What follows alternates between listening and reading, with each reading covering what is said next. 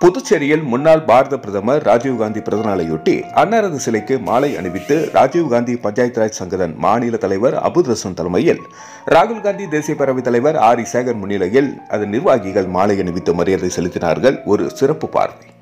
ராஜீவ்காந்தி பஞ்சாயத்து ராஜ் சங்கதன் சார்பாக மாநில தலைவர் அபுத் ரசூன் தலைமையில் சாமானிய மக்களுக்கும் ஆள வேண்டும் என்ற எண்ணத்தோடு பஞ்சாயத்து ராஜ் சட்டத்தை உருவாக்கியவரும் நவீன இந்தியாவை உருவாக்கிய தொலைநோக்கு பார்வை கொண்ட மகத்தான தலைவர் முன்னாள் பாரத பிரதமர் ராஜீவ்காந்தி அவர்களுடைய பிறந்தநாள் விழாவினை ராஜீவ்காந்தி பஞ்சாயத்து ராஜ் சங்கதன் காங்கிரஸ் பேர் இயக்கத்தின் சார்பாக ஆகஸ்ட் 20, 2024 செவ்வாய்க்கிழமை அன்று காலை 10 மணி அளவில் தலைவர் ராஜீவ்காந்தியின் சிலையில் மாலை அணிவித்து மரியாதை செலுத்தப்பட்டது. பொதுமக்களுக்கு இனிப்புகள் வழங்கப்பட்டது.